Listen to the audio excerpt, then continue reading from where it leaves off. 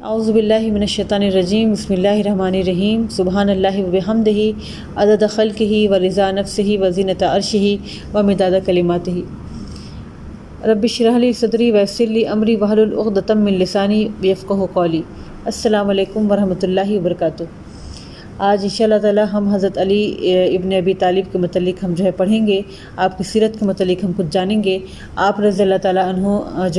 مسلمانوں کے امیر المومنین، خلفائے راشدین میں سے چوتھے خلیفہ راشد اور ان 10 خوش نصیب صحابہ رضی اللہ عنہم میں سے ایک ہیں جن کو دنیا میں ہی جنت خوشخبری سنائی گئی تھی۔ آپ کا نام ماکنیت ابو تراب علی بن طالب ہے اور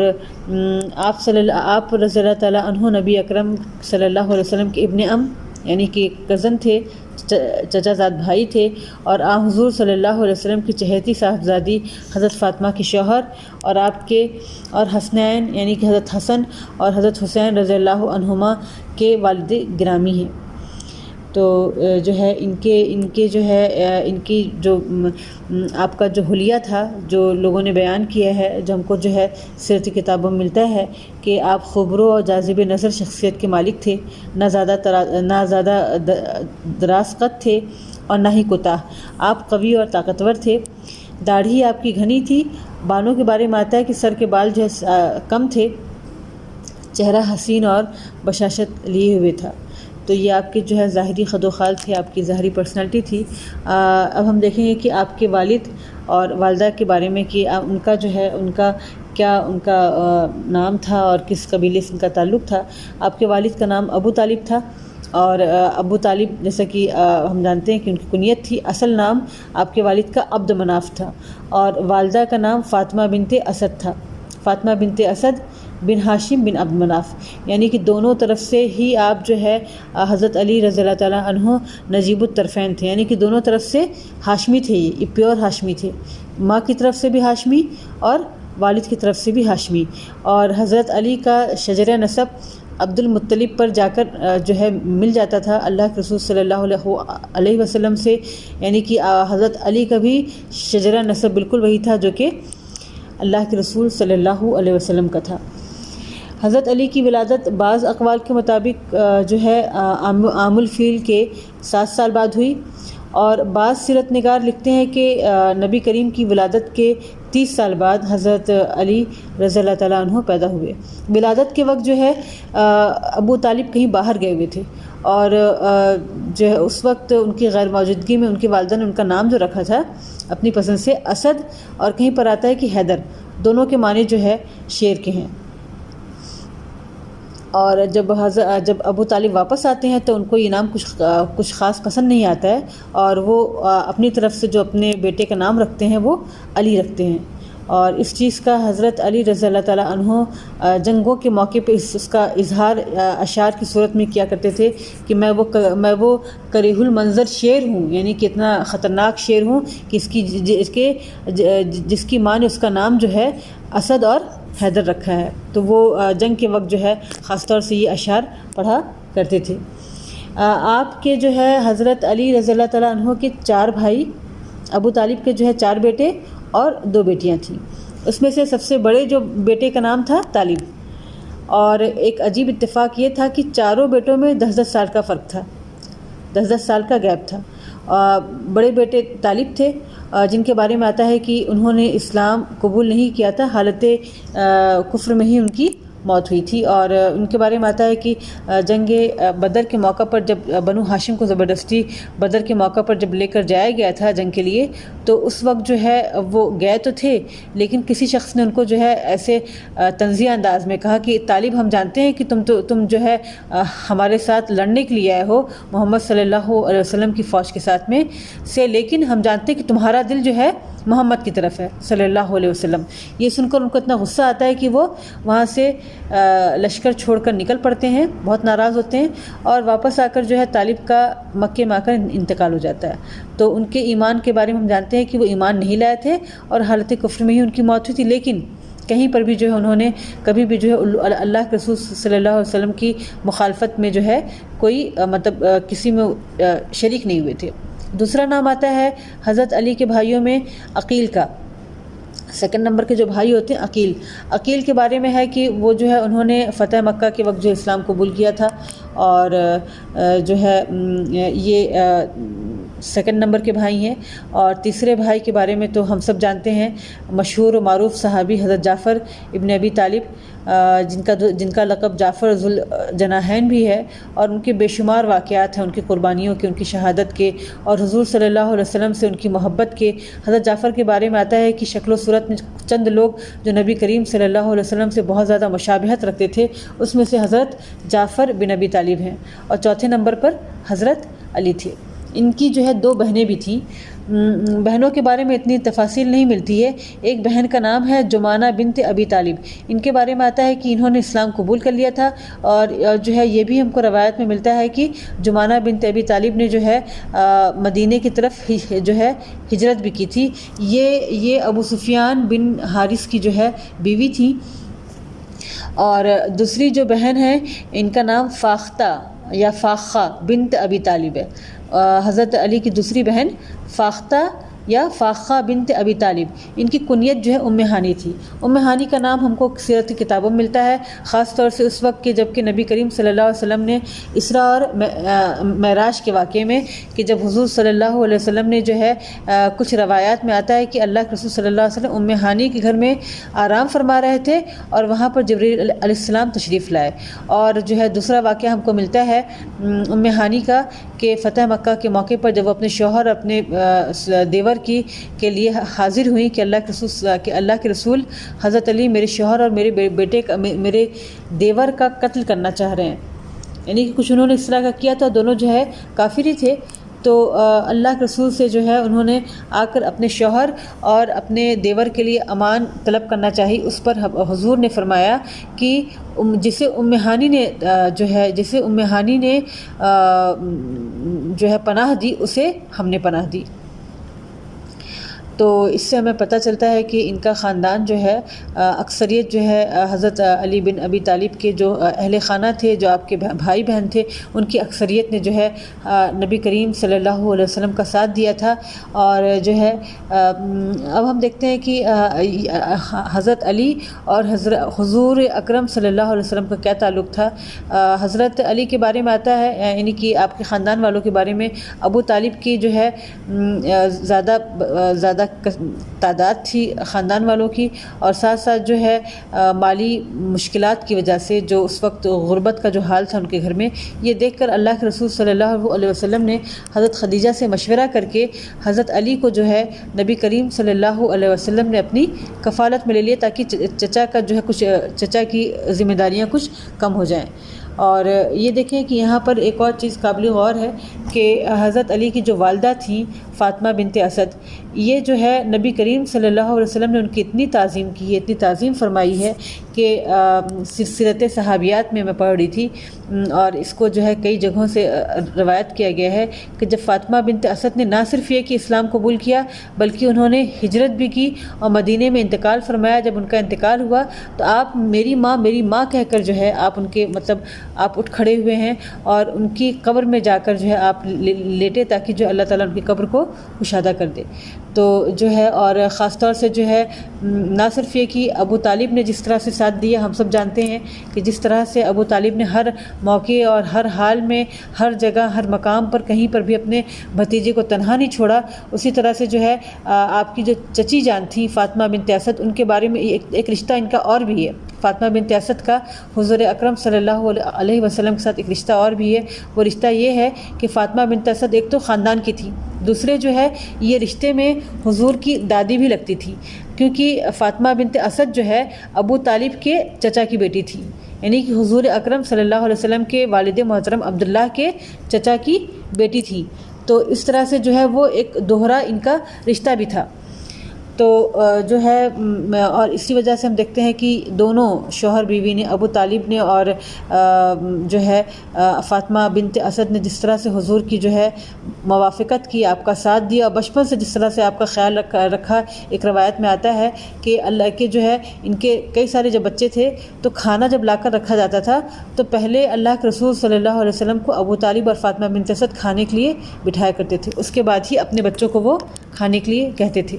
تو اس سے ان خاندان والوں کی محبت اور آپس میں اس کا پتہ چلتا ہے۔ دوسری طرف اگر ہم ابو طالب کو دیکھیں گے تو ابو طالب کا جو رشتہ تھا اللہ کے رسول اللہ کے رسول کے جو دادا تھے عبد المطلب، ان کے 10 بیٹوں میں سے جو ہے 3 بیٹے زبیر، ابو طالب اور عبداللہ، یہ 3 بیٹے ایک ماں سے تھے۔ یہ 3 بیٹے جو ہے ایک ماں سے تھے، یعنی کہ یہ عبداللہ اور ابو طالب سگے بھائی تھے،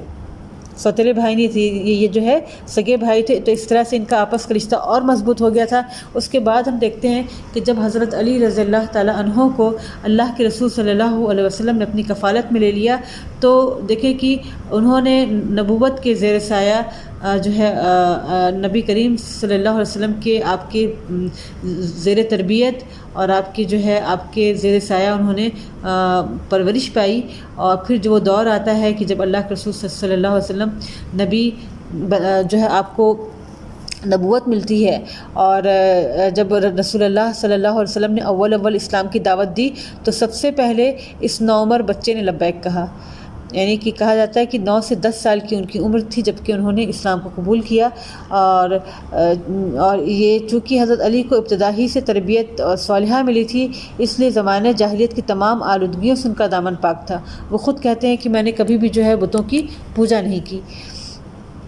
اور پھر جب نبوت کے 4تھے سال حضرت حضور صلی اللہ علیہ وسلم کو قریبی اعضاء کو عذاب الہی سے ڈرانے کا حکم دیا جاتا ہے، جب حضور کو یہ حکم دیا جاتا ہے کہ اب اپنے رشتہ داروں کو ببانگ دہل اعلان عام جو ہے تنبیہ کر دو، اعلان عام ان کو ڈراؤ اور ان کو جو ہے دعوت دو۔ 4 سال تک تو خفیہ جو ہے تبلیغ کی گئی، لیکن جب اعلان عام کیا گیا تو آپ صلی اللہ علیہ وسلم نے اپنے پورے خاندان والوں کو، بنو ہاشم اور بنو مطلب، یہ 2 خاندان والوں کو جو ہے آپ نے بلایا، کھانے پر بلایا، اور اس کے بعد جو ہے کھڑے ہو کر آپ نے بہت دردمند خطبہ دیا، اور آپ نے فرمایا کہ اے بنی مطلب، میں تمہارے سامنے دنیا اور آخرت کی بہترین نعمت پیش کرتا ہوں، تو تم میں سے میرا کون ساتھ دے گا اور کون میرا معاون و مددگار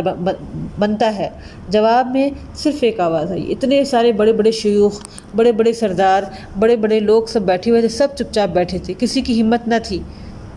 ہمت نہ تھی کہ کوئی کھڑا ہوتا اور حضور صلی اللہ علیہ وسلم کے ساتھ کا جو ہے عزم کرتا یا یہ ارادہ ظاہر کرتا کہ اللہ کے رسول میں آپ کا ساتھ دوں گا۔ کوئی کھڑا نہیں ہوتا ہے، صرف ایک آواز آتی ہے کہ گو میں عمر میں چھوٹا ہوں، میری آنکھیں آئی ہوئی ہیں، یعنی کہ ان کی آنکھ اس وقت جو ہے آنکھ آئی ہوئی تھی، لیکن میں آپ کا معاون و مددگار رہوں گا اور قوت بازو بنوں گا۔ اور یہ آواز کس کی تھی؟ وہ 10-11 سال کے بچے کی تھی، حضرت علی رضی اللہ تعالیٰ عنہ کی تھی۔ آپ صلی اللہ علیہ وسلم نے 3 مرتبہ یہ سوال کیا اور تینوں مرتبہ اٹھ کر حضرت علی نے جواب دیا۔ تو جو ہے آپ نے اس کے بعد جو ہے حضرت علی کو جو اعزاز بخشا، وہ اعزاز یہ تھا کہ تم میرے وارث ہو اور میرے بھائی ہو، تم میرے وارث ہو اور میرے بھائی ہو۔ اور ہم دیکھتے ہیں کہ حضرت علی نے جو ساتھ دینے کا وعدہ کیا تھا، عمل میں اس سے کہیں زیادہ بڑھ کر کیے۔ انہوں نے عملاً اپنی زندگی میں اس سے کہیں زیادہ بڑھ چڑھ کر جو حصہ لیا، ہر جگہ آپ کا ساتھ دیا، آپ کا ہر جگہ جو ہے کسی مقام پر حضور صلی اللہ علیہ وسلم کو تنہا نہیں چھوڑا۔ ہجرت کے موقع پر ہم دیکھتے ہیں کہ جو ہے حضور صلی اللہ علیہ وسلم جب نکلتے ہیں، ہجرت کے لیے نکلتے ہیں، تو اتنے خطرناک موقع پر کہ جب دشمن کے جو ہے پورے جو ہے گھر کو، اللہ کے رسول کو گھر کو دشمن نے چاروں طرف سے گھیرا ہوا ہے، ننگی تلوار لے کر لوگ کھڑے ہیں، اس وقت جو ہے اللہ کے رسول صلی اللہ علیہ وسلم حضرت علی کو اپنے بستر پر سلاتے ہیں اور کہتے ہیں کہ علی جو ہے ان کو یہ ذمہ داری دیتے ہیں کہ جو ہے صبح کے وقت جتنے بھی لوگ رک کر 3 دن رک کر یہاں پر جو ہے جتنی امانتیں ہیں ان کو سونپ کر تب تم مجھ سے آ ملنا، تب تم ہجرت کرنا۔ اور ہم دیکھتے ہیں کتنا خطرناک موقع ہے کہ کسی بھی وقت جو ہے دشمن اندر داخل ہو کر ان پر اٹیک کر سکتا تھا، لیکن ہم دیکھتے ہیں کہ حضرت علی نے فرمایا، آپ فرماتے ہیں کہ میں اتنی گہری نیند سویا کہ واللہ مجھے اس سے اچھی نیند کبھی نہیں آئی۔ بہت آرام سے سوتے ہیں وہ، اور اس کے بعد 3 دن رک کر جو ہے وہ جتنی امانتیں اور جو ذمہ داریاں اللہ کے رسول نے ان کو سونپ کر گئے تھے ان سب کو پورا کرتے ہیں، اور پھر اس کے بعد ہجرت کرتے ہیں۔ ہجرت کر کے قباء میں نبی کریم صلی اللہ علیہ وسلم سے آ ملتے ہیں۔ دوسرا واقعہ ہے غزوہ بدر میں کہ 313 جو صحابہ کرام تھے اس وقت جو ہے جھنڈا علم نبوی جو سیاہ رنگ کا تھا، سیاہ رنگ کے 2 جھنڈے تھے، اس میں سے ایک جھنڈا حضرت علی کرم اللہ وجہ کے ہاتھ میں تھا۔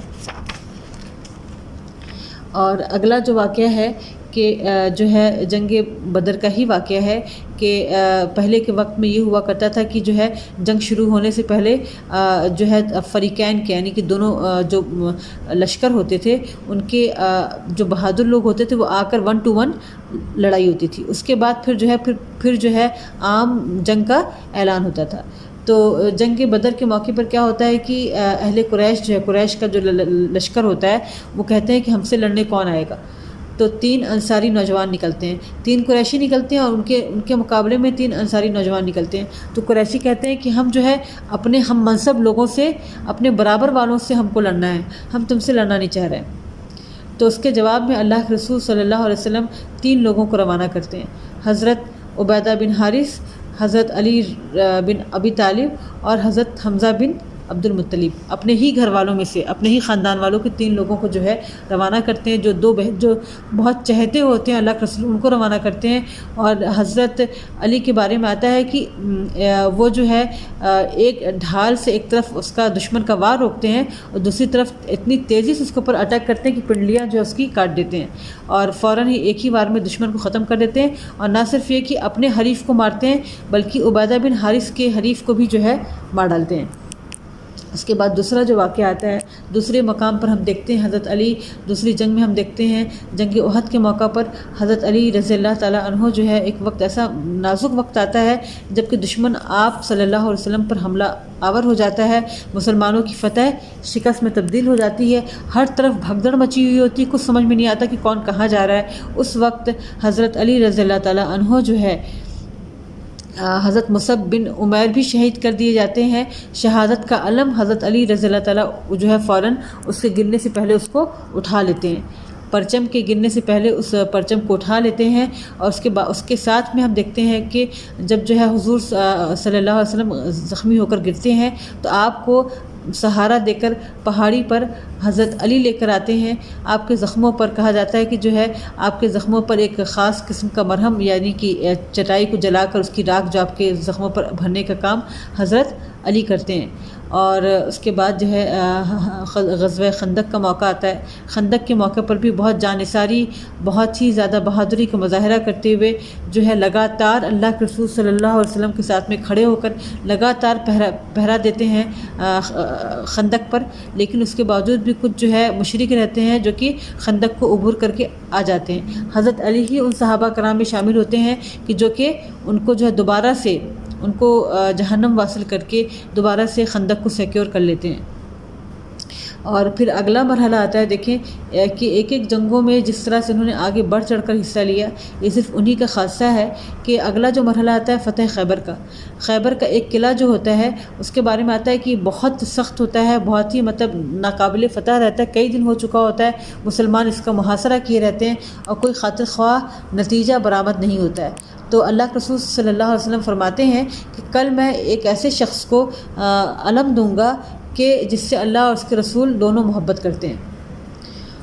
تو حضرت عمر اس واقعے کے بارے میں جو ہے کہتے ہیں کہ ہم میں سے ہر شخص اس بات کا جو ہے شدید خواہش مند تھا کہ یہ علم ہم کو ملے۔ کیوں؟ کیونکہ اللہ کے رسول نے فرمایا تھا کہ اللہ اور اس کے رسول اس سے محبت کرتے ہیں۔ تو اسی لالچ کی وجہ سے وہ کہتے ہیں کہ جب اگلے دن جو ہے فجر کی نماز کے بعد جو ہے جب آپ کھڑے ہوئے تو حضرت عمر کہتے ہیں کہ میں اچک کے آپ کو دیکھ رہا تھا کہ تاکہ اللہ کے رسول کی نظر مجھ پر پڑ جائے اور اللہ کے رسول مجھے علم دے دیں۔ اللہ کے رسول فرماتے ہیں لوگ اس میں تھے، ہر شخص خواہش مند تھا کہ اس کو پرچم ملے۔ آپ صلی اللہ علیہ وسلم لشکر میں دیکھتے ہیں، پوچھتے ہیں کہ علی کہاں ہیں، علی کہاں پر ہیں؟ تو لوگ کہتے ہیں کہ علی کی تو آنکھ آئی ہوئی ہے، وہ خیمے میں ہیں، ان کی طبیعت صحیح نہیں، ان کی آنکھ آئی ہوئی ہے۔ آپ صلی اللہ علیہ وسلم فرماتے ہیں کہ علی کو بلاؤ۔ علی کو لایا جاتا ہے، علی آتے ہیں تو اللہ کے رسول صلی اللہ علیہ وسلم اپنے جو آپ کا لعاب ہوتا ہے آپ کی آنکھ پر لگاتے ہیں اور آپ کی آنکھیں اچھی ہو جاتی ہیں، اور آپ صلی اللہ علیہ وسلم پرچم علم جو ہے ان کو تھماتے ہیں، اور حضرت علی رضی اللہ تعالیٰ عنہ جو ہے خیبر پر حملہ آور ہوتے ہیں اور فاتح خیبر کا ان کو خطاب ملتا ہے۔ اور جو اس کا جو خیبر کے قلعے کا جو بہت بڑا پہلوان ہوتا ہے، بہت بڑا جو ہے شہسوار ہوتا ہے، مرہب جس کے بارے میں آتا ہے کہ وہ 1000 سوار کے برابر ہوتا ہے، اس کی طاقت اور اس کی جو ہے وہ 1000 سوار کے برابر ہوتی ہے۔ تو وہ جو اس کو حضرت علی جو ایک وار میں اس کو ڈھیر کر دیتے ہیں۔ کہیں کہیں پر آتا ہے کہ جو ہے حضرت علی جو ہے اس کے خیبر کا دروازہ اکھاڑ لیتے ہیں، یہ روایت صحیح نہیں ہے۔ یہاں پر جو ہے مرحب کا واقعہ جو ہے بیان کیا گیا ہے کہ حضرت علی جو ہے اس کو جب وہ مقابلے کے لیے قلعے میں سے باہر نکلتا ہے تو حضرت علی اس کے مقابلے پر جاتے ہیں اور ایک ہی وار میں اس کو جو ہے ڈھیر کر دیتے ہیں۔ پھر اس کے بعد ہم دیکھتے ہیں کہ فتح مکہ کا وقت آتا ہے۔ فتح مکہ کے موقع پر نبی کریم صلی اللہ علیہ وسلم جب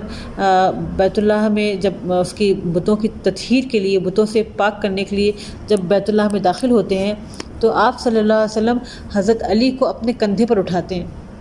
اپنے کندھے پر چڑھا کر سب سے بڑے بت کو گرانے کا حکم دیتے ہیں اور حضرت علی سلاخ اس سے اکھاڑ کر اس بت کو پاش کر دیتے ہیں، اور اس طرح سے خانہ کعبہ کی تطہیر کا کام مکمل ہو جاتا ہے۔ اور پھر اس کے بعد دیکھیں ایک اور جنگ آتی ہے، غزوہ حنین، کیونکہ امن کی حالت میں تو ہر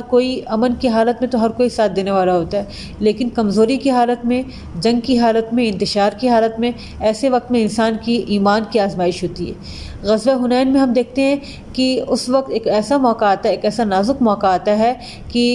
بنو حوازن کے تیروں کی بوچھاڑ سے پریشان ہو کر پورا لشکر بھاگ کھڑا ہوتا ہے، بھگدڑ مچ جاتی ہے، لشکر بھاگ کھڑا ہوتا ہے۔ کچھ لوگ جنہوں نے حضور صلی اللہ علیہ وسلم کو جو لوگ گھیرے ہوئے ہوتے ہیں اس میں سے حضرت علی شامل رہتے ہیں، ان چند لوگوں میں حضرت علی شامل رہتے ہیں کہ جنہوں نے اللہ کے رسول صلی اللہ علیہ وسلم کا جو ہے اس وقت بھی ساتھ نہیں چھوڑا تھا، ایسے موقع پہ جبکہ اکثریت جو ہے بھاگ کھڑی ہوئی تھی۔ حضرت علی کا ایک اور کارنامہ جو ہے وہ بھی رہ گیا کہ صلح حدیبیہ کے موقع پر بیت الرضوان میں حضرت علی رضی اللہ تعالیٰ عنہ بھی شامل رہتے ہیں۔ اور غزوہ تبوک کے وقت جو ہے اللہ کے رسول صلی اللہ علیہ وسلم جو ہے حضرت علی کو جو ہے ان کو روک دیتے ہیں، مدینے میں ہی روک دیتے ہیں، اور جو ہے ان کو حکم دیتے ہیں کہ اہل خانہ کی حفاظت کے لیے، ان کی دیکھ بھال کے لیے، جو اللہ کے رسول کی ازواج اور خود حضرت علی کے گھر والے، تو آپ نے ان سب کے جو ہے دیکھ بھال اور خبر گیری کے لیے حضرت علی کو جو ہے پیچھے چھوڑا، آپ کو رکنے کا حکم دیا۔ تو منافقین نے حضرت علی کو بہت طعنہ مارا اور خاص طور سے جو ہے مطلب اس طرح کے طنز کے تیر چلائے کہ تم بہت بزدل ہو، اسی لیے جو ہے تم کو پیچھے چھوڑ دیا گیا ہے۔ حضرت علی غمگین ہوتے ہیں اور واپس آ کر چاہتے ہیں کہ اللہ کے رسول کے ساتھ لشکر مل جائیں، تو اس وقت اللہ کے رسول صلی اللہ علیہ وسلم نے ان کی اس طرح سے دلگیری کی کہ آپ نے فرمایا کہ علی کیا تم پسند کرو گے کہ میرے نزدیک تمہارا وہ مرتبہ ہو جو ہارون علیہ السلام کا موسیٰ علیہ السلام کے نزدیک تھا؟ تو اللہ تعالیٰ نے جو ایک طرح سے ان کا یہ بھی ایک بڑا مرتبہ ہے کہ جو ہے علی کو اللہ تعالیٰ نے اللہ کے رسول نے وہ مرتبہ دیا جو موسیٰ علیہ السلام کے نزدیک حضرت ہارون علیہ السلام کا تھا۔ پھر ہم دیکھتے ہیں کہ جو ہے اس کے بعد 9 ذی الحجہ میں 9 ہجری میں جو ہے جب حضرت ابو بکر صدیق کو امیر الحج بنا کر روانہ کیا جاتا ہے تو علی رضی اللہ تعالیٰ عنہ کو بعد میں سورہ توبہ نازل ہوتی ہے۔ سورہ توبہ کے نزول میں جو ہے اس بات کا ببانگ دہل اعلان کیا جاتا ہے کہ اس سال کے بعد مشرکین جو ہے اگلے سال حج نہیں کر پائیں گے اور بہت سارے احکام دیے جاتے ہیں۔ تو حضور صلی اللہ علیہ وسلم کو صحابہ کرام یہ مشورہ دیتے ہیں کہ اس کا اعلان آپ کے گھر والوں میں سے کوئی جا کر کرے تو زیادہ بہتر ہوگا۔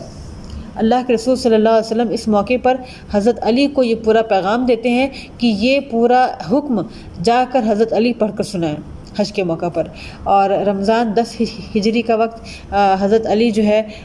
حضرت علی کو نبی کریم صلی اللہ علیہ وسلم یمن جو ہے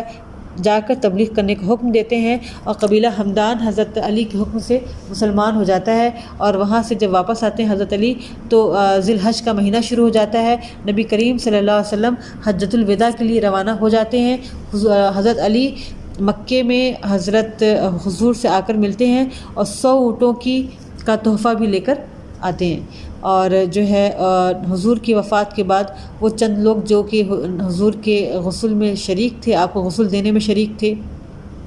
کو کفنانے میں شریک تھے، اس میں سے حضرت علی رضی اللہ تعالیٰ عنہ بھی شامل ہیں۔ اور یہ چیز ہم دیکھتے ہیں کہ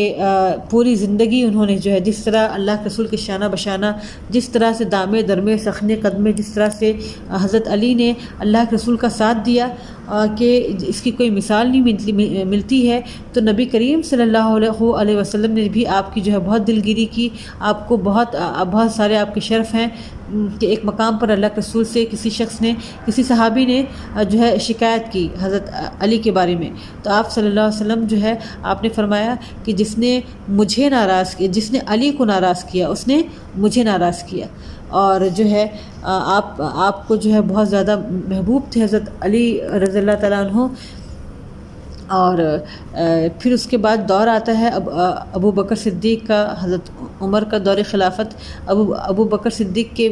کا جو ہے دور خلافت، اس میں بھی جو ہے ہم دیکھتے ہیں کہ شروع میں جو ہے علی رضی اللہ تعالیٰ عنہ بیعت نہیں کرتے ہیں، لیکن پھر بعد میں جو ہے بیعت کرتے ہیں، اعلان عام کرتے ہیں، بیعت کرتے ہیں۔ اور اس کے بعد جو ہے عمر بن خطاب کا دور آتا ہے، اور عمر بن خطاب کے دور میں جب فتوحات دور دور تک پھیل گئیں، پہلی دفعہ جب جو لشکر نکل رہا تھا تو عمر بن خطاب خود اس لشکر کے ساتھ جانے کے لیے تیار کھڑے ہو گئے تھے۔ اس پر حضرت علی نے مشورہ دیا، انہوں نے فرمایا کہ یا امیر المومنین، آپ تو جو ہے ریاست کے سربراہ ہیں، آپ تو ہیڈ آف دی اسٹیٹ ہیں، اگر آپ ساتھ میں جاتے ہیں، آپ کو خدا نخواستہ کچھ ہوا تو ریاست کا کیا ہوگا؟ پھر تو جو ہے پورے اس میں جو افراتفری مچ جائے گی۔ تو آپ کے مشورے پہ حضرت عمر نے جو ہے آپ کے مشورے پر عمل کرتے ہوئے جو ہے آپ جانے سے رک گئے، اور آپ نے کسی اور صحابی کو لشکر کا سپہ سالار بنا کر روانہ فرمایا۔ پھر ہم دیکھتے ہیں کہ ایک موقع پر ایک مجنوں عورت ہوتی ہے، ایک پاگل عورت ہوتی ہے مدینے کی، اس کو وہ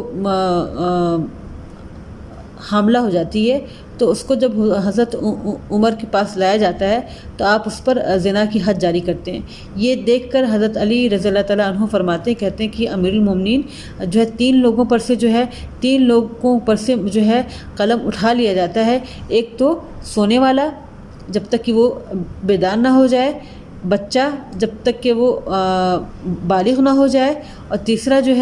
تیسرا مجنون جب تک کہ وہ صحیح عقل نہ ہو جائے۔ تو پاگل پر آپ حد جاری نہیں کر سکتے ہیں۔ تو یہ سن کر حضرت عمر بن خطاب جو رک جاتے ہیں۔ اسی طرح سے فقہ کے بہت سارے معاملات کہ جس سے بہت سارے واقعات جو ہے تاریخ بھری پڑی ہے، کہ جس سے ہم کو پتہ چلتا ہے کہ کتنے جو ہے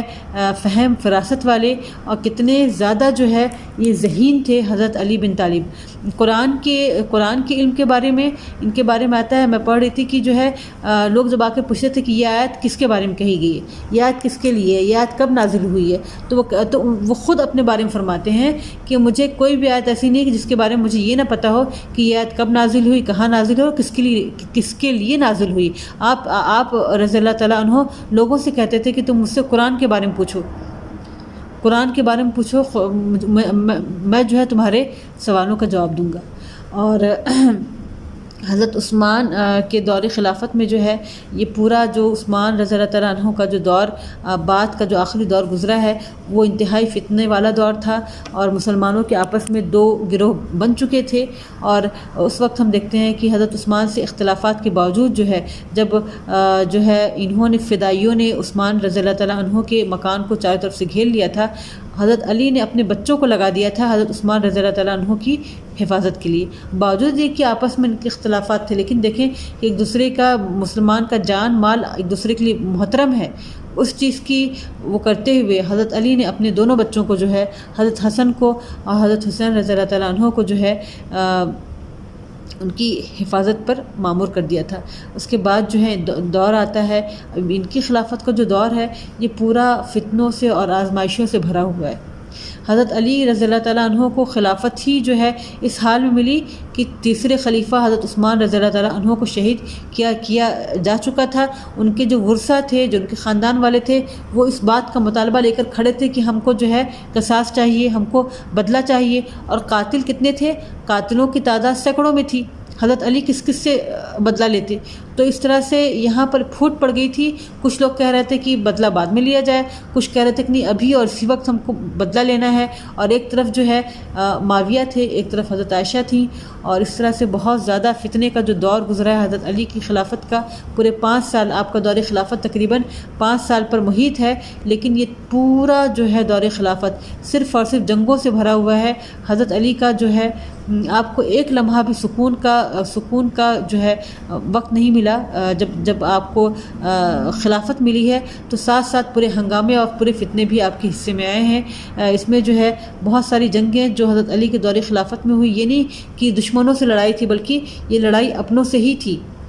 پہلی جنگ جمل کا نام آتا ہے، اس کا ذکر آتا ہے. اس کی تفصیل میں نہ جاتے ہوئے صرف اتنا میں آپ کو بتاؤں گی کہ یہ جنگ حضرت عائشہ کے ساتھ میں ہوئی، اور پھر اس کا جو آؤٹ کم نکلتا ہے. اور اس کے بعد ہم حضرت علی رضی اللہ تعالیٰ عنہ کی سیرت ہم پڑھتے ہوئے دیکھتے ہیں کہ کتنی فہم اور فراست کے ساتھ اور کتنی انہوں نے کوشش کی مسلمانوں میں آپس میں اتحاد قائم ہو جائے. لیکن ہم دیکھتے ہیں کہ یہودیوں کی سازشیں اور اپنوں کی جو ہے کم ناسمجھیاں، ان کی وجہ سے پھر حال کیا ہوتا ہے کہ پھر جو ہے جنگ ہوتی ہے. اور لیکن اس کے بعد پھر جو مسلمان قیدی آتے ہیں اور کس طرح سے جو ہے وہ مسلمانوں کو معاف کر دیتے ہیں. اس کے بعد دوسری جنگ جو ہے جنگ صفین، یہ حضرت معاویہ کے ساتھ ہوتی ہے. اور یہ بھی بہت ہی دردناک کہ جو ہے بڑے بڑے صحابہ کرام جنگ جمل اور جنگ صفین میں شہید ہوتے ہیں. اور حضرت علی کی جو ہے بڑی مظلومانہ جو ہے ان کا دور خلافت بڑا مظلومانہ ہے کہ اپنے ہی ان کے خلاف اٹھ کھڑے ہوتے ہیں. اور تیسری جنگ جو ہے وہ خوارجوں کے ساتھ ہے، جنگ نہروان. اور خوارج جو ہے خارجی جو ہے ان کا انہوں نے بڑا فتنہ مچایا ہوا تھا، بڑی تباہی مچائی ہوئی تھی. فدائی بھی انہی کے دور کے ہیں جو چھپ جو کہ خاموشی کے ساتھ جو ہے لوگوں کا قتل کیا کرتے تھے. تو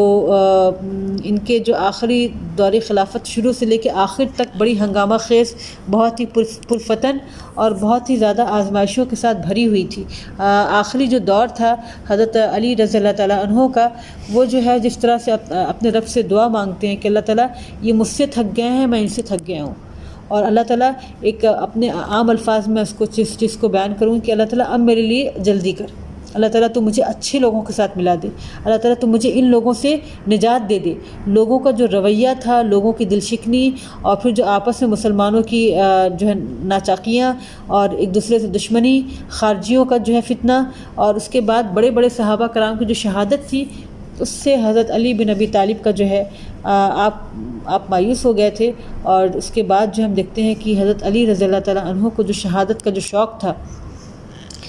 وہ جو دعا انہوں نے مانگی ہے شہادت کی، اور جس طرح سے اپنے رب سے گریہ زاری کی ہے، آپ جو ہے اکثر متفکر رہتے، یہ یتیم کی طرح روتے، یوں کانپتے کہ جیسے کوئی مریض کانپتا ہے. عبادت خداوندی سے بڑا شغف رکھتے تھے. اور جو ہے آپ رضی اللہ تعالیٰ عنہ کی زبان سے ہر وقت ذکر جاری رہتا تھا. اور جو ہے بہت ہی آپ کی شخصیت میں بہت رقت آمیزی تھی. ایک دفعہ جو ہے ایک مجھے ان کا نام اس وقت نہیں یاد آ رہا، امیر معاویہ نے ان سے جو تابعی تھے ان سے پوچھا کہ آپ مجھے حضرت علی کے بارے میں کچھ بتائیے. تو انہوں نے کہا کہ نہیں، آپ سن نہیں پائیں گے. تو کہتے نہیں، مجھے آپ بتائیے. اور پھر جس طرح کا وہ ذکر کرتے ہیں اور حضرت علی کی جو صفات بیان کرتے ہیں، جو ان کی جو للہیت تھی، جو ان کا زہد تھا، اور دنیا سے جو بیزاری تھی علی رضی اللہ تعالیٰ عنہ کی، مسلمانوں کے لیے ہمدردی اور مسلمانوں کی خیرخواہی، یہ ساری چیزیں جب وہ بیان کرتے ہیں اور اس طرح سے بیان کرتے ہیں، کہا جاتا ہے کہ حضرت معاویہ کا پورا دربار جو ہے آنسوؤں سے لوگ جو ہے تر بدر ہو جاتے ہیں. اور اس کے بعد جو ہے یہ امیر حضرت علی کا جو ہے جو آخری جو دور ہے کہ ابو سنان الدولی بیان کرتے ہیں کہ حضرت علی کی بیماری میں ایک دفعہ ان سے ملنے گیا اور ان سے بیماری کے بڑھنے کا خدشہ ظاہر کیا، اور مطلب یہ ظاہر کہ کہیں بیماری بڑھ نہ جائے، کہیں آپ کو اس بیماری سے موت نہ آ جائے. تو اس پر جو ہے حضرت علی نے فرمایا کہ اللہ کی قسم، مجھے اس بیماری یا اس تکلیف سے اپنے بارے میں کوئی ڈر نہیں ہے، اس لیے کہ میں نے رسول اللہ صلی اللہ علیہ وسلم سے سنا ہے جو صادق و مصدق ہیں. وہ فرما رہے تھے کہ عنقریب تمہیں تلوار کی ایک ضرب یہاں لگائی جائے گی اور ایک یہاں، یعنی کہ سر کے بیچوں بیچ.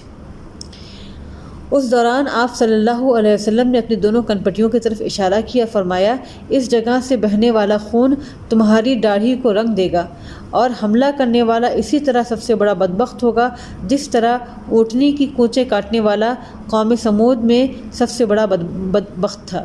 اور حضرت علی جو ہے اپنے خلافت کے آخری دور میں جو ہے جب بہت زیادہ فتنہ بڑھ گیا تھا، بہت زیادہ جو ہے آپ کی تکالیف بڑھ گئی تھی، تو اس وقت فرمایا کرتے تھے کہ ضرور یہ داڑھی اپنے سر کے خون سے نہائے گی، ضرور یہ داڑھی اپنے سر کے خون سے رنگین ہوگی۔ تو یہ جو ہے اس چیز کی اتنی تمنا، اتنی خواہش کی، شہادت کی خواہش، اور جبکہ اللہ کے رسول نے اس کی پیشن گوئی پہلے سے کر دی تھی۔ اور پھر جو ہے کس طرح سے آپ شہید ہوئے، آپ کی شہادت کا واقعہ بھی بہت دردناک ہے۔ فجر کی نماز کے وقت بالکل اسی طرح سے جیسے کہ حضرت عمر بن خطاب جو ہے فجر کی نماز جو ہے مسلمانوں کو پڑھا رہے تھے، اس وقت ان پر حملہ ہوا، اسی طرح سے جو ہے فجر کی اذان ہو چکی تھی اور آپ رضی اللہ تعالیٰ عنہ جو ہے مسجد میں حسب معمول سب سے پہلے تشریف لا چکے تھے۔ آپ نماز کے لیے دوسرے لوگوں کو آوازیں دے رہے تھے کہ اسی اثنا میں جو ہے دو قاتل جو ہے یہ واقعہ پورا بیان کیا ہے سقہ تابعی عامر بن شراحیل نے کہ حضرت علی جب نماز کے لیے فجر کے لیے آئے اور لوگوں کو نماز کے لیے پکار رہے تھے، اسی اثنا میں جو ہے دو شخص، ایک عبد الرحمن ابن ملجم اور دوسرے کا نام تھا شبیب الاشجعی، چھپ کر بیٹھے ہوئے تھے۔ اور جب یہ سامنے آئے ہیں تو شبیب نے آگے بڑھ کر حضرت علی پر تلوار سے حملہ کیا۔ علی رضی اللہ تعالیٰ عنہ نے جیسے ڈوش دیتے ہیں نا، اس سے بچ گیا اور اس کی شبیب کی جو تلوار ہے وہ دیوار میں جا کر گھس گئی۔ اور اب کیا ہوا کہ جو لوگ مسجد میں موجود تھے انہوں نے شور مچایا کہ اس کو پکڑو۔ اس نے کیا کیا کہ ڈر کے جو ہے تلوار کو پھینک دیا اور جو ہے تلوار کو پھینک کر جا کر لوگوں میں شامل ہو گیا، مطلب لوگوں جو بھیڑ تھی وہاں پر اس میں جا کر گھس گیا۔ اب کیا تھا کہ لوگوں کی توجہ شبیب کی طرف تھی اور اس موقع سے فائدہ اٹھاتے ہوئے ابن ملجم جو ہے اٹیک کرتا ہے اللہ حضرت علی کو پیچھے سے تلوار سے آپ پر وار کرتا ہے، اور وار جو کرتا ہے بالکل اللہ کے رسول صلی اللہ علیہ وسلم کی جو پیشن گوئی ہوتی ہے بالکل اسی طرح سر کے بیچوں بیچ جو ہے وار کرتا ہے، اور وہی ہوتا ہے کہ آپ کی داڑھی جو ہوتی ہے وہ پوری خون سے رنگین ہو جاتی ہے۔ اور جب اس کے بعد جو ہے لوگ جو ہے اس کو پکڑ لیتے ہیں اور پکڑ کر جب حضرت علی کے پاس لایا جاتا ہے تو آپ صلی اللہ علیہ وسلم فرماتے ہیں، آپ رضی اللہ تعالیٰ عنہ فرماتے ہیں کہ اگر میں بچ گیا تو قصاص ہوں گا، اور اگر مر گیا تو حضرت حسن کو وصیت کی کہ تم اس کا قتل کرنا اور تلوار کے ایک ہی وار سے اس کو ختم کر دینا۔ ایک اور روایت ملتی ہے کہ حضرت علی نے جو ہے حضرت حسن کو کہا کہ چاہے تو اس کا قتل کر دینا، چاہے تو اس کو معاف کر دینا، اور جو ہے پھر اس کے بعد جو ہے بالکل وہی اسی طرح سے کیا جاتا ہے۔ حضرت علی کی وفات کے بعد جو ہے حضرت حسن ایک ہی وار سے اس کو قتل کر دیتے ہیں۔ اب پھر یہاں پر ہم دیکھیں کہ حضرت علی کے جو اخلاق تھا، آپ کے عادات اور آپ کا جو ساتھ تھا، یہاں پر صحابہ کرام کے انسان تھے، چونکہ وہ انسان تھے، آپس میں ان کے جو ہے اختلافات تھے، اور اختلافات یعنی کہ انسان کی جو ہے فطرت ہے یہ، لیکن اس کے باوجود بھی کہیں پر بھی صحابہ کرام اپنی حد سے جو ہے انہوں نے وہ آگے نہیں بڑھے، اور حضرت علی کا جو ہے انتقال ہو جاتا ہے، آپ شہید ہو جاتے ہیں۔ اور ان کی قبر کے بارے میں جو ہے آج کل جو ہم سنتے ہیں کہ ان کی قبر نجف میں ہے، لیکن جو اس کے بارے میں یہ معمہ بنی ہوئی ہے، اس کے بارے میں کوئی نہیں جانتا کہ ان کی قبر کہاں ہے۔ کہیں پر آتا ہے کہ حضرت حسن جو ہے ان کو جامع مسجد کے نزدیک جہاں پر ان کی شہادت ہوئی تھی وہاں پر نزدیک میں کھلی جگہ تھی، وہیں پر حضرت حسن نے ان کی تدفین کر دی تھی۔ کہیں پر آتا ہے کہ حضرت حسن ان کی میت کو لے کر مدینہ چلے گئے تھے۔ ایک اور مقام پر آتا ہے کہ نجف میں تھی، ایک اور جو ہے پڑھتے ہیں کہ مشہد ہے، عراق کی ایک جگہ ہے وہاں پر ہے۔ تو یہ جو ہے یہ چیز معمہ ہے کہ حضرت علی کی قبر کہاں ہے، کیونکہ اس دور میں جو کہ خارجیوں کا جو دور انتہا درجے کا فتنہ آمیز دور، کہ اللہ تعالیٰ پناہ دے کہ اتنا بڑا مسلمانوں میں خارجیوں کا فتنہ تھا، اور در حقیقت یہ یہودیوں کا پھیلایا ہوا تھا۔ یہ جو ہے ان کی اپنی ایک سازش تھی، اسی سازش کے تحت جو ہے ان لوگوں نے پورا کا پورا جو ہے یہ گروہ اٹھا کھڑا کیا تھا، اور جو ہے انہی میں یہ جو عبد الرحمن ابن ملجم ہے، یہ بھی جو ہے